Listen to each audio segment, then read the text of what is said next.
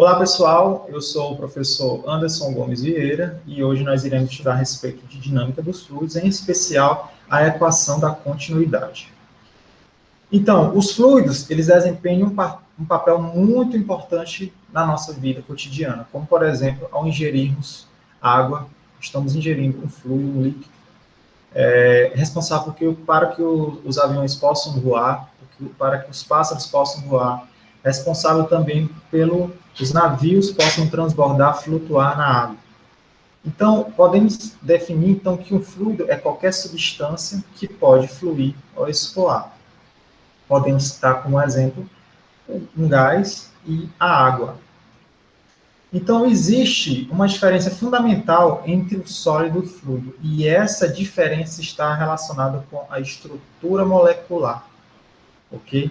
No sólido, nós temos que as moléculas sofrem forte força de atração, ou seja, os átomos estão bem próximos entre si. Podemos relacionar, por exemplo, com uma estrutura cristalina, onde temos os átomos próximos entre si, e aquela estrutura bem fixa, né? E podemos relacionar também, agora, para definir o fluido, né? O fluido é exatamente as moléculas apresentam um certo grau de liberdade, como, por exemplo, podemos citar aqui o líquido, né?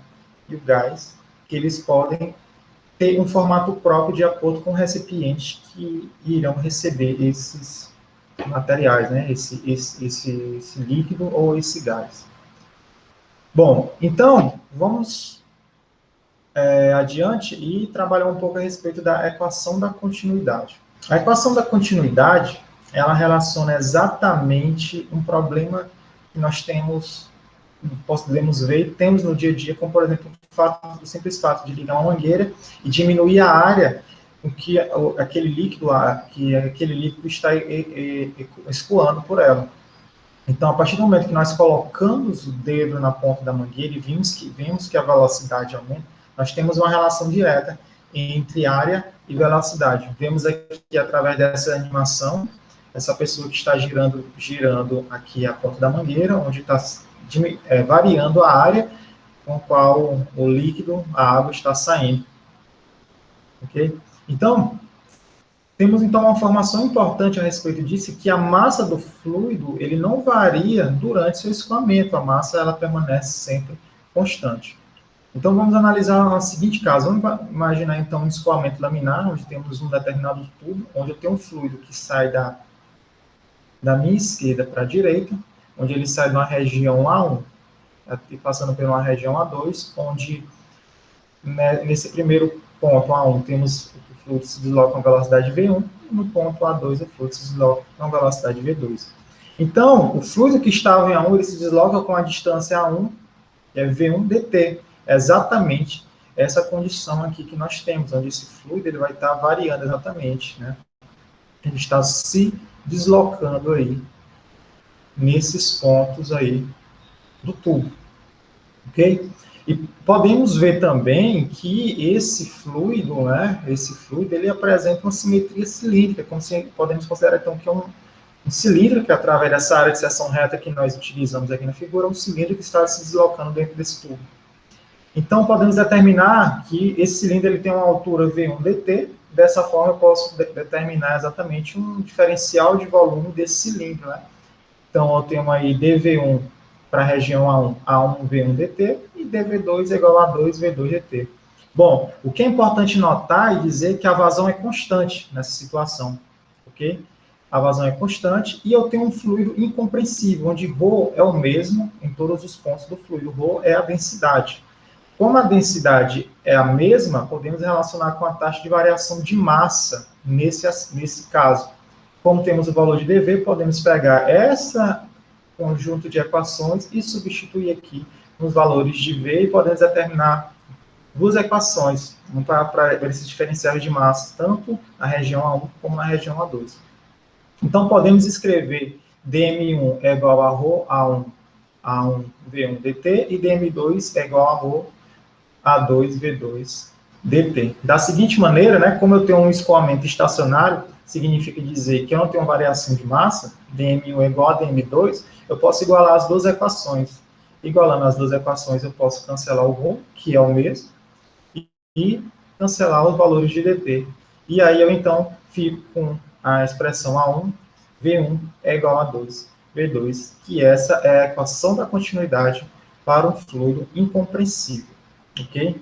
E é interessante notar que a velocidade do escoamento aumenta quando a área da seção reta através do qual o fluido escoa é reduzida, ou seja, nós temos, então, a equação que mostra exatamente essa associação entre a variação da área e com o aumento ou diminuição da velocidade do fluido, uma relação direta entre a área e a velocidade.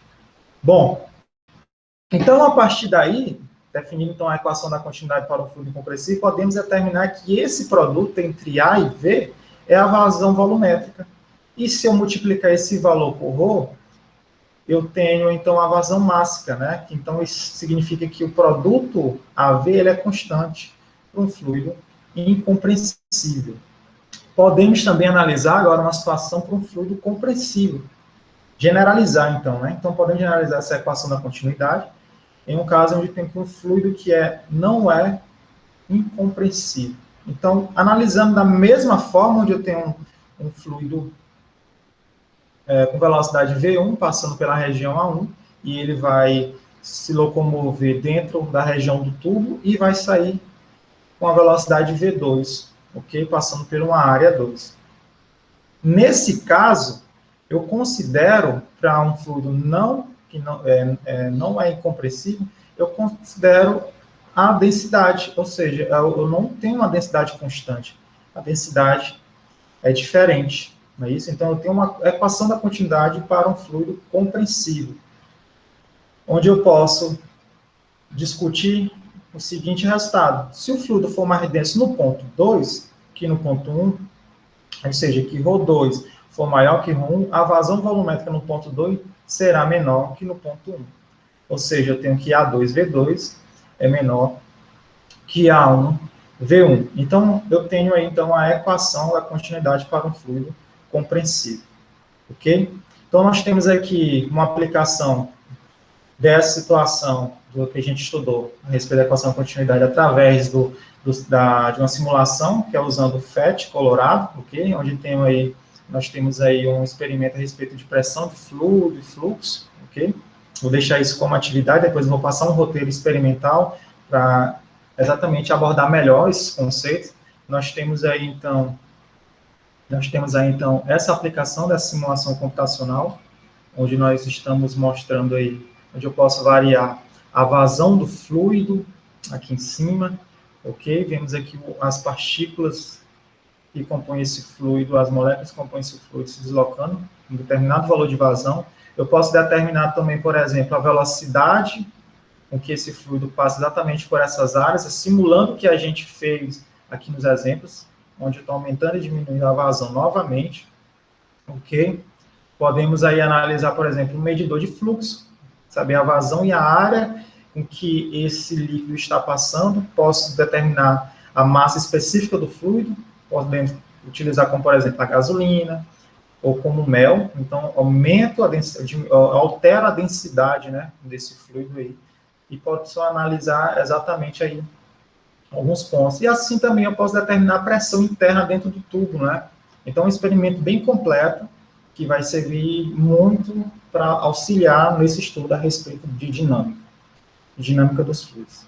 Então, conclusão do conteúdo, nós vimos que a massa de um fluido não varia durante seu escoamento, que a velocidade do escoamento aumenta quando a área da seção reta através do qual o fluido escoa é reduzida. Ok? Então, temos um mapa mental a respeito da aula de hoje, onde temos aí, que vimos que um fluido ele pode ser gás ou água, e vimos que a equação da continuidade para um fluido compressível, incompressível e compressível, ok? Então, para a próxima aula, vamos analisar a equação de Bernoulli. Está aqui meu e-mail para qualquer dúvida, e até um próximo encontro.